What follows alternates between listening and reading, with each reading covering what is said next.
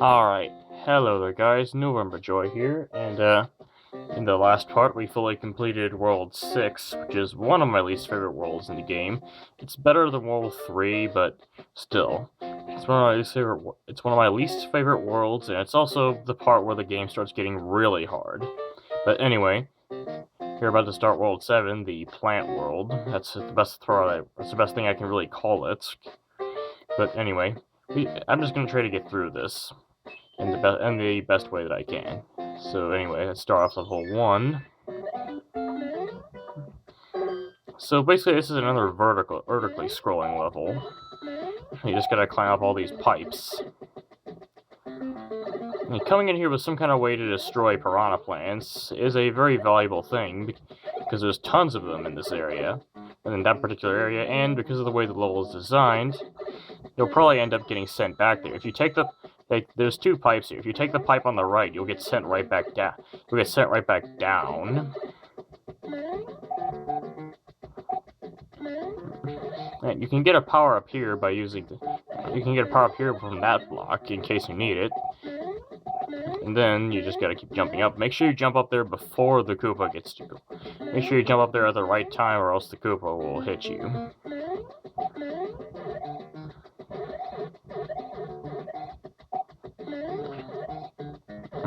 Alright, now I have no idea how to get into that area, but as far as I can tell, there's nothing but coins in there, so it's not especially important. You go up here, there's a good chance that, like, basically, if the Koopas are right above the pipe, then you have no choice but to take damage. I think it's kind of dumb, but oops. Yeah, that was totally my fault. I was trying to drop the shield, but I forgot you can't do that in Super Mario Bros. 3. But anyway, that's the end of the level.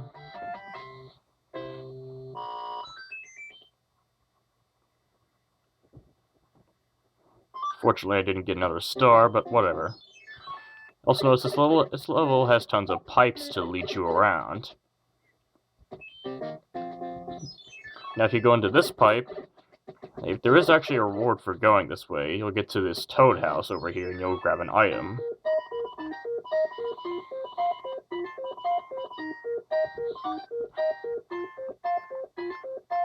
It's always good to grab an extra item just in case something happens, but anyway.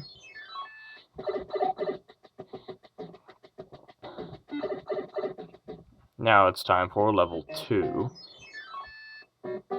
This one's kind of odd because it takes place in sort of like a desert area, which makes about as much sense as having a grassland area in the ice world. And now some of these pipes you can actually go down into them. They lead to a water area because, yeah, water areas in desert worlds water areas in the middle of desert areas make a lot of sense. If you go in this pipe over here, you have to do this to be able to progress onward in the level. You see, there's a ton of invisible note blocks here, and you have to activate every single one of them to be able to actually make it. You have to activate enough of them so you can actually make it across. If you go down here, you can grab a leaf, which should be pretty useful. But as far as I can tell, there's no way to actually get through that without doing the blocks, so... Oh, come on, get up there. There we go. Oh wait, actually you could if you had a tail, but... whatever.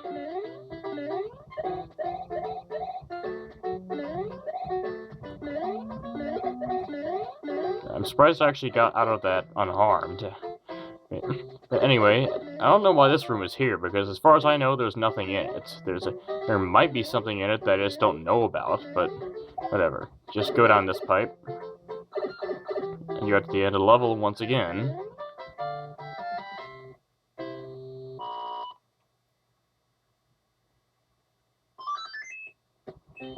Hey. Alright, there's an in spade here. Alright, there's a star there. Let's see, flower. There's a flower there. 20 coins, and there's a mushroom. Okay. There's others there. 1 up, and 10 coins. Alright, well, I got something out of that at least, but anyway. Let's go through another pipe.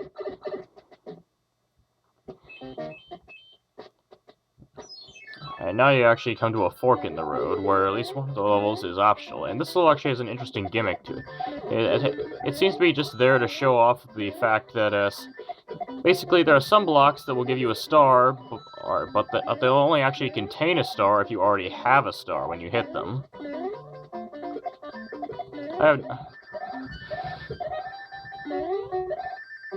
Alright, well, anyway. As soon as you kill Lakitu like that, just run to the exit. Run to the exit because it's dangerous to stay in this level for any longer than you have to be. You have to stay in there. And surprisingly, I managed to get through that without getting hit. First time I've ever done that. Alright, so now you come to a fork in the road, level 4 or level 5. I'm just going to do level 5 because I feel like it.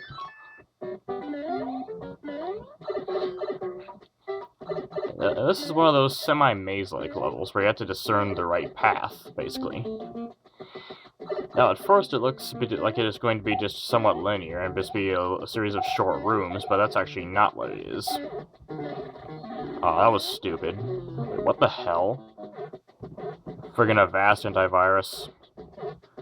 I don't want to restart my computer right now. You know, this area is full of bombs, so...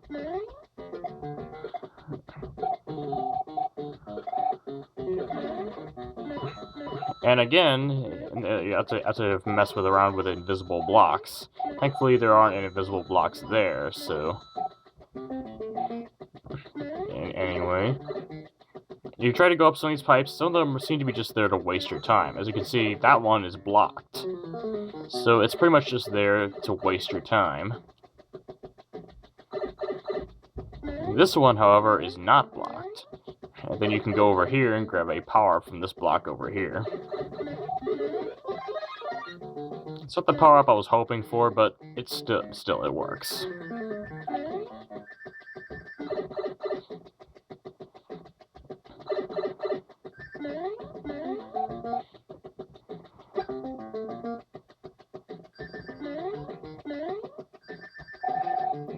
And basically what you have to do is, you have to get a leaf from this block over here, then go down this pipe.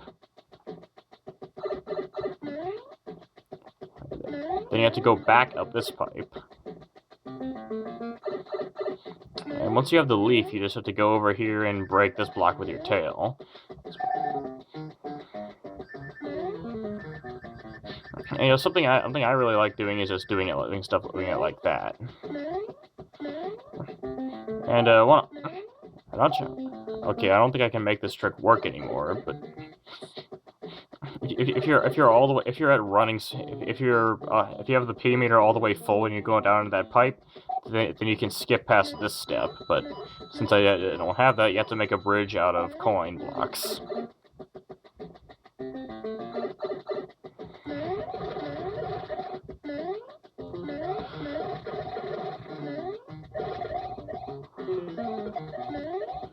And of course, for some reason they put invisible coin blocks there as well. I have no idea why they did that, but whatever.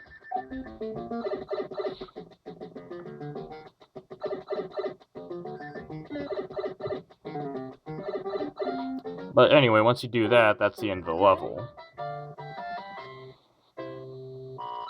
And I've officially reached the maximum number of lives you can possibly have, 99.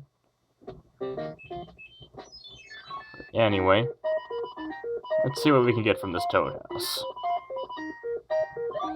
And we got a Tanuki suit. I was not expecting to get something that good from that Toad House, but anyway, I'm going to be skipping the Spade Houses because I don't need any more lives. Anyway, here's a level 5, and this is one of the levels where a frog suit could potentially help, but having some kind of firepower would help even more. As you can see, it's right here. That was a stupid idea. Yeah, having firepower is a very good idea. Because it's an auto-scrolling water level. Now, these don't happen very often in Mario games, but when they do, it usually ends up being really hard. And this is probably one of the harder levels in the game, I think.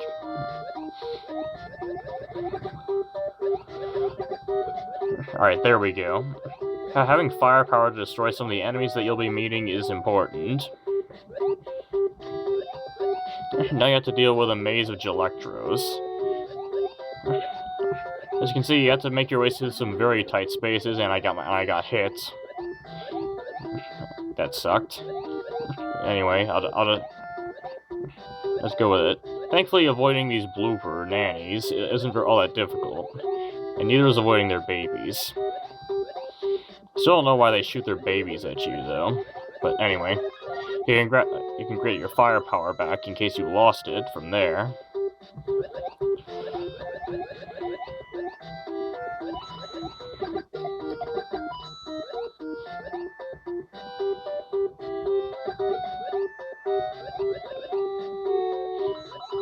Alright, so once you reach this area over here, you're pretty much done with the level. I'll definitely tell you, that level gave me a lot of trouble when I was younger. Like, it gave me a lot of trouble, but anyway.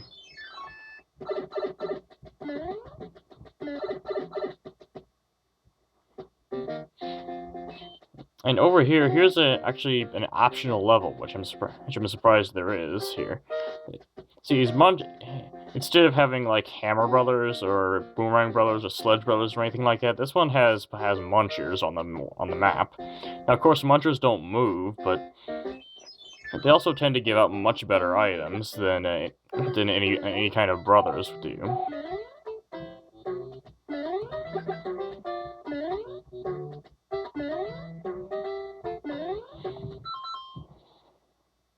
What the? Okay. Aw, that sucked. So for some reason the munchers continue moving even when you pause the game. I actually never knew that up until now. Wow, I'm taking a lot of hits here, but whatever, I got through it okay. And this chest actually contains a P-Wing. So this is actually a very worthwhile thing to do, since the P-Wing is probably the best item you can get in this entire game. Anyway, I'm going to use up an item that I otherwise wouldn't use, because in this area I'll be getting a very useful item anyway. Alright, now because I came into it small, there's one thing that I'm gonna have to go do. If you come into this level without any actual power-ups, you'll have to run on over here. You're gonna jump into this little space to be able to get a power-up. Because this is one of those levels where you need a power-up to be able to get through it. So then as soon as you have this, immediately run right back to the starting area. And this level is actually pretty simple once you know how to solve it. You go for this column of blocks and reveal the P-switch that's there. And hit the P-switch and jump to the platform and get into the door. Once you do that, you have to go into this pipe. And thankfully you don't have to like hold right or anything. You can get a free Tanuki suit from that block over there, which is why I didn't come in with any power-ups. But as soon as you go into this pipe, it just dumps you back in this room again. So you know, at this point you might be wondering what exactly you're supposed to do. Well, actually, you're supposed to fly up there using the Tanuki suit, using the free Tanuki suit they gave you. The thing is, I have a feeling this level is designed to confuse people and make them run out of time, especially since they only give you 200 seconds to complete it. But anyway, we completed it because I learned the route beforehand. But anyway, I'm probably not going to keep this Tanuki suit for very long, so let's just see just how long we can keep it for, and start level 6. Now, up until now, I haven't really been using this feature very much, but in vertical levels, if you go off one side of the screen, you'll come back on the other side. This is one of the first times where using that feature is this is one of the few times where using that feature is absolutely required to progress. So it also has you using these moving blocks as well. If you go up this one, you're going to have to make sure you don't touch the spikes or get crushed by the blocks, which could be a little bit difficult, especially if it's your first time doing this. And over here, you have to get on the platform and duck so it can actually take you over here to this pipe. And this one can be a bit confusing at first. All you have to do is use the exclamation point block and then use it to do this. But don't let it go too high, or else you'll have to take a hit to make it change direction. Because the spikes are placed at the worst possible spot.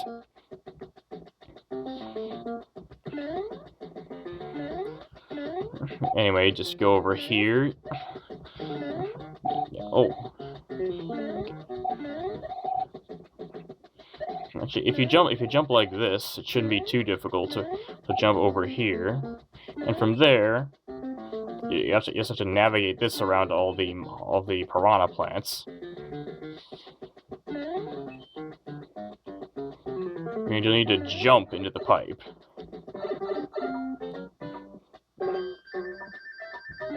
That level can be a bit difficult if you don't know what you're doing, but anyway. I'm actually surprised that I kept the Tanuki suit. But anyway, then you go through another pipe. Now you're faced with another choice. You can either do level 7 or you can do level 8. In this case, we're going to be doing both of them, but just give me a sec. Alright, I apologize, I just had to go do something, but anyway, let's get started with level 7.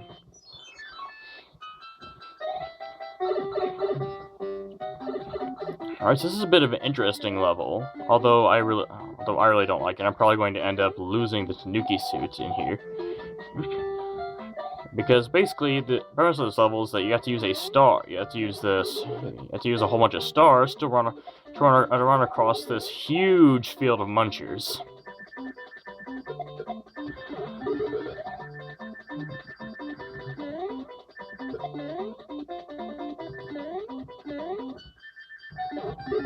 Alright, come on, can I get it? Alright, come on, I need to run. Oh wow, I'm surprised I made that. I don't believe it, I actually got through that without losing my Tanuki suit. But anyway. And I got 3 stars, even though it doesn't matter, because I have the maximum number of lives. Hey, another in-spade. Right. Let's see what I can get here. Mushroom and... now it's a 1-up. And there's a star. Oh, another star. Alright. 10 coins and 10 coins. Mushroom and... no, that was a stupid idea. What did I do that for? But anyway. Now it's time for level 8, and I think that level 8 is actually a pretty hard level. Like, I'd say it's one of the hardest levels in the game. It's one of the hardest levels in the game. Oh wow, I didn't even know that was up there. But I'll just be taking the conventional routes that you'll probably end up having to take anyway.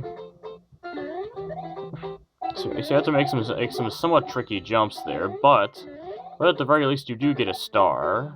That'll make you invincible for a short time, so... yes, best thing you can do is to rush over here and use a star to get as many kills there as possible. And unfortunately, you need a running start to be able to make this jump. So,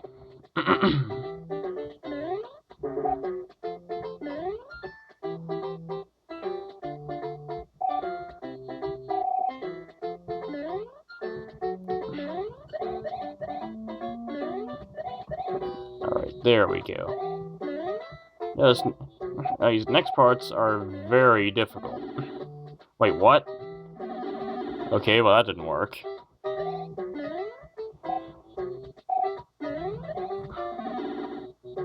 Okay, that works in the Game Boy Advance version. I guess that's something that's different in the Game Boy Advance version of this game.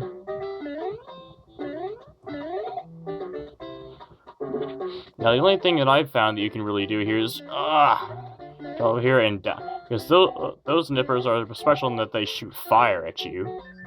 Fire that's actually pretty hard to dodge. So the only option is to go above them and dodge the fire that way. But anyway.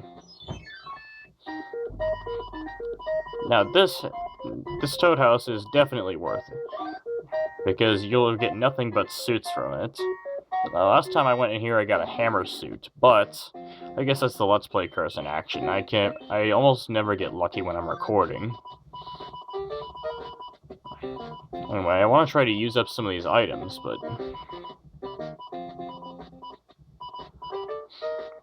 I have, like, no items that I can actually use up. It's all stuff that I want to keep. I guess I have to use up one of the Tanuki suits that I otherwise wouldn't use, but anyway. This level is a little bit of a maze. So you have to find your way through this maze of pipes. So, and unfortunately, that leads to nowhere, so...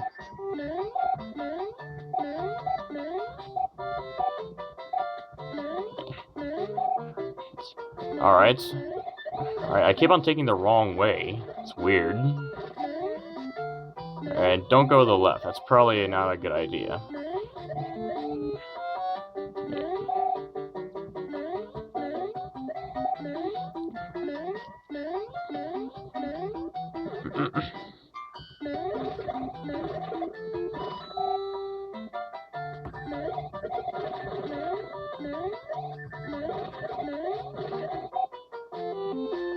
Basically, there is a right path to take, and I believe I'm on it. My problem is that fire flower is very difficult to get, but I'm surprised I actually managed to get it. Unfortunately, going down here will not solve anything. And again, this is a desert level in the plant world, which is kind of weird to me. I don't know, I just think it's kind of strange, but anyway. And you can get another power up there if you really need it.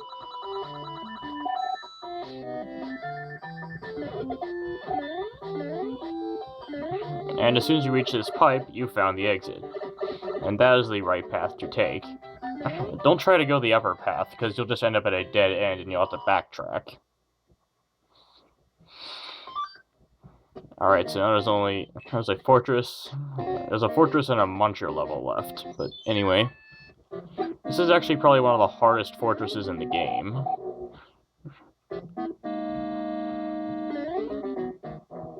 It's because there's so much danger and so little actual solid ground to stand on. If you hit this block, you can grab a star, which will definitely help you a lot. Ah, yes, it's so satisfying to kill enemies that you normally can't kill, like swamps.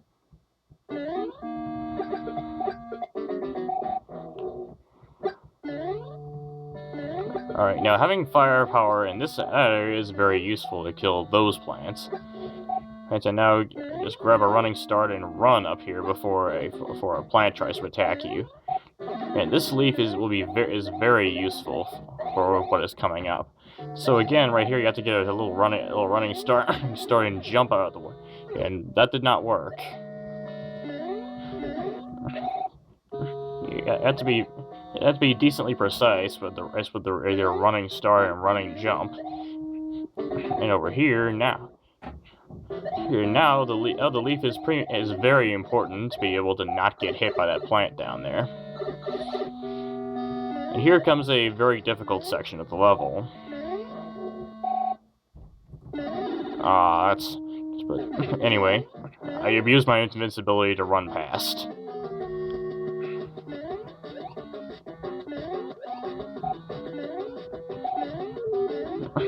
That's the first time he actually lived more than that's the first time he lived more than like 5 seconds. So he finally did something for once. Unfortunately, he didn't actually defeat me or actually even hit me. So whatever. But anyway, it's time for another muncher level, and I think this one they really try to drive home the munchers. There's also tons of fire-spitting plants for some reason. And don't try to jump on the Koopa because if it's too low, then you'll end up getting hit by the munchers. But anyway, you go down here, you get another item, except this time it's a mushroom, which really sucks because that's like the suckiest item you could get. But anyway, now it's time for World 7. And fittingly enough, the king of the plant area has been turned into a plant. I guess that's what you get for making an entire kingdom of plants. And so anyway,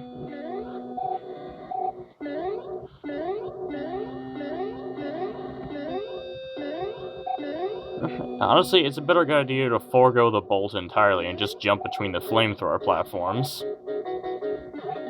And over here, you can grab a fire flower. Ah, yes. I was actually able to jump over that. I'm surprised.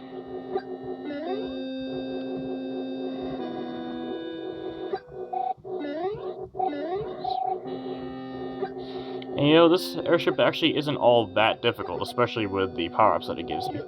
And you can get another power-up up here by driving that bolt over there and then quickly jumping up here.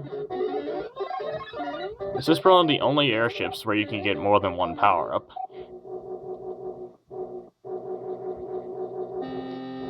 And this bolt, you don't really even need to step on it. You can jump over the gap, actually. But again, you will be forced to use these bolts.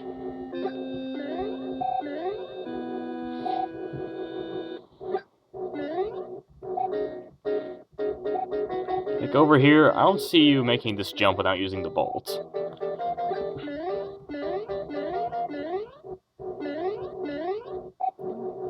Alright, so more bolts later. You finally get back to solid ground, or solid airship ground, I guess, about as solid as an airship can be. And now you gotta do more bolts.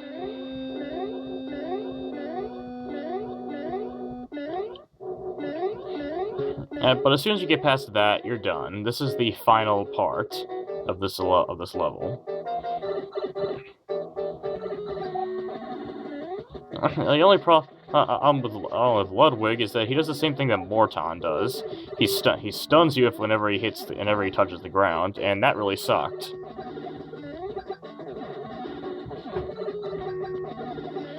In fact, he's actually probably the hardest Koopaling to deal with.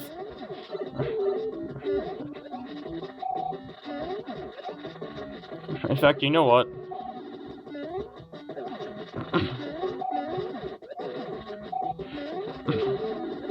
Okay, what the hell did I get hit there for? Whatever.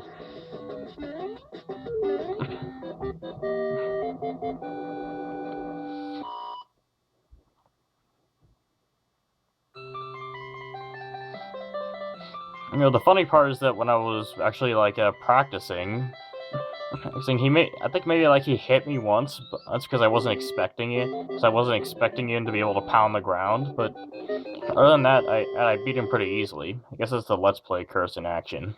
But anyway, here's a letter from the princess, but surprisingly enough, it's not from the princess. It's actually from the king of the Koopa. Yo, I kidnapped the princess while you were running around. She's here in my castle if you dare to try and rescue her. Ha. Alright. So now it's time for World 8. And by the way, don't ask me why the flames are pink. It seems to be like an emulator error or something, but I tried out other emulators, and the flames are pink on those emulators too, so we're just gonna have to deal with pink fire. But anyway, I'll be seeing you guys in the next part.